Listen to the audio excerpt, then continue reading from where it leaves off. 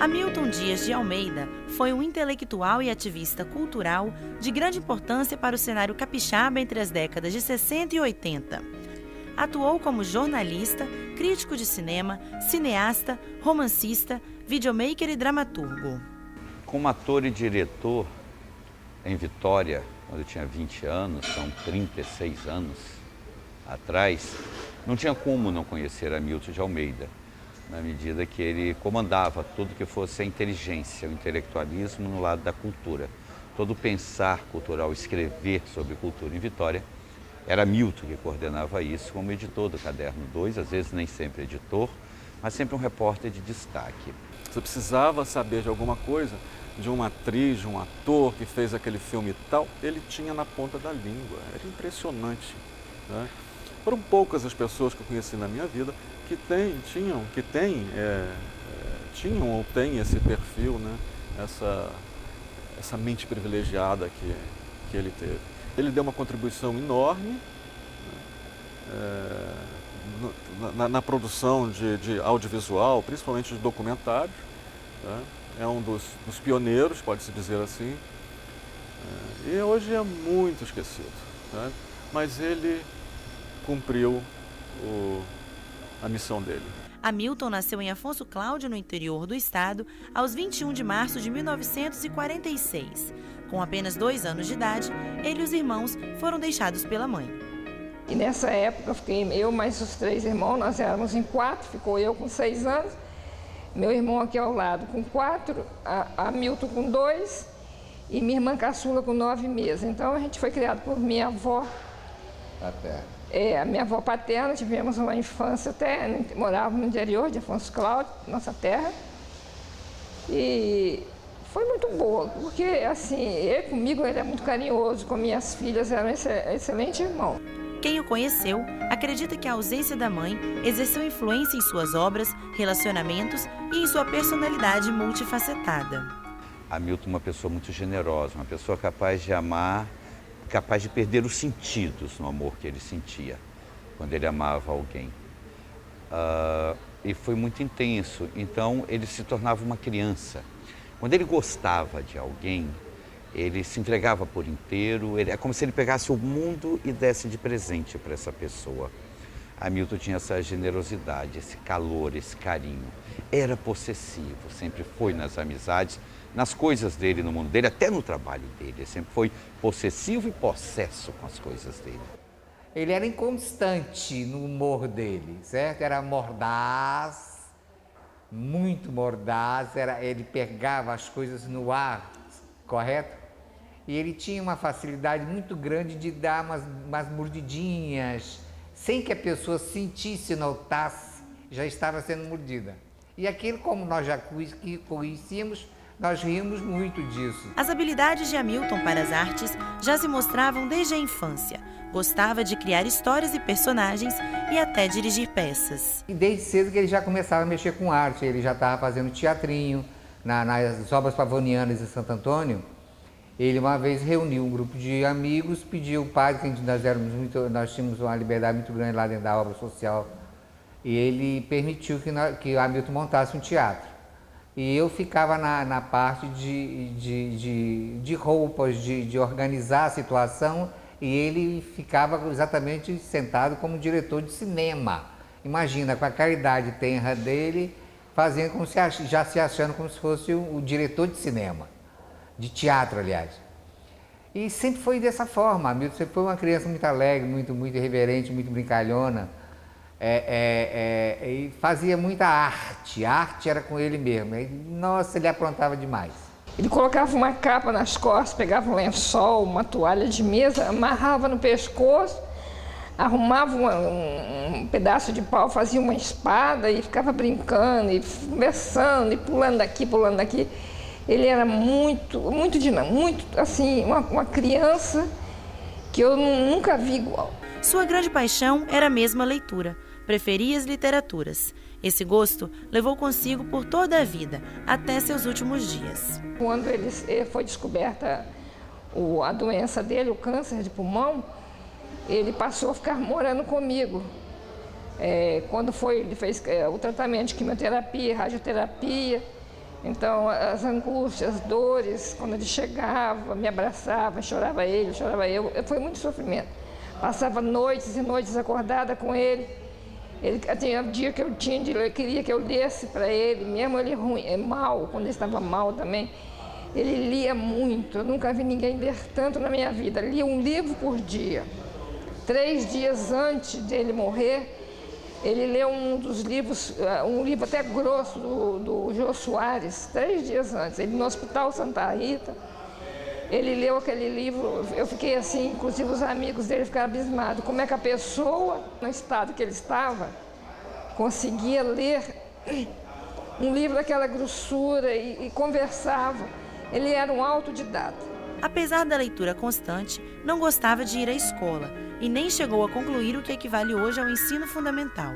Contudo, Hamilton era um autodidata e se tornou um ícone por sua inteligência, irreverência, brilhantismo e dedicação. Ele era incansável.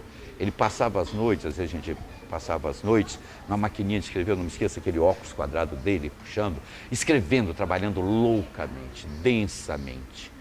Era doentio. O processo criativo dele na literatura era quase doentio. Ele não parava, ele não dormia.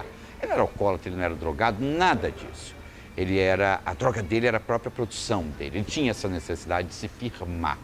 Nem precisava, né? Era genial, ele era genial. Ele aprendeu tudo, sabe? Pelo esforço, pelo desejo, pela vontade, pela gana, sabe?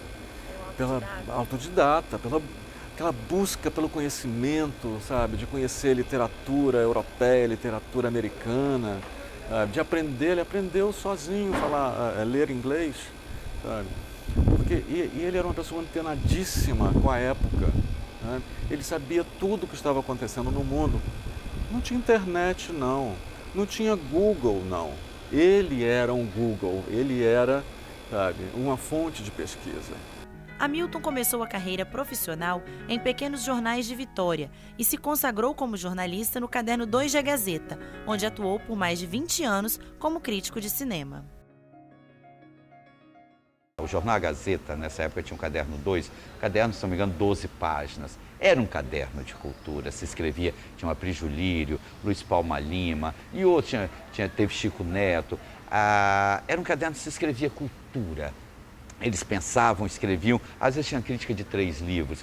O Caderno 2 era um caderno que você lia que te preenchia, te alimentava. Ele era um polemista, né? Foi uma das coisas que marcaram muito a vida do Hamilton, foi ele entrar em todo tipo de polêmica. Ele era muito corajoso, né? Entrava com ferocidade, sabe? Ele destruiu carreiras, né? Mas também contribuiu para algumas. Eu conheci 2 Hamiltons, quer dizer, o Hamilton amigo, o Hamilton crítico profissional. E ambos os Hamiltons, eles tinham ele vivia nos extremos, nunca no meio. A vida de Hamilton foi uma vida de extremo, ora pelo máximo, ora pelo mínimo. Seu talento foi além. Escreveu e dirigiu documentários de sucesso. Seu trabalho mais conhecido foi Lugar de Toda Pobreza, escrito com o jornalista Carlos Henrique Gobi. O documentário mostra o atual bairro de São Pedro, em Vitória, na década de 80. Um trabalho que, segundo Gobi, foi um dos preferidos de Hamilton.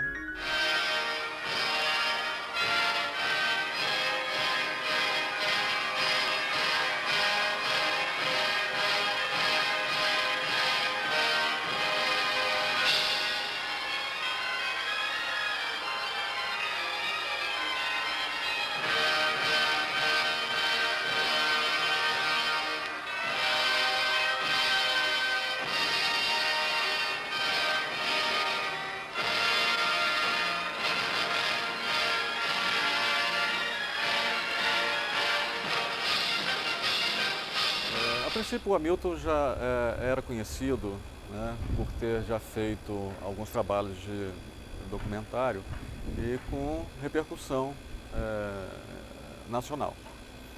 tinha conseguido um prêmio da própria Rede Globo, né?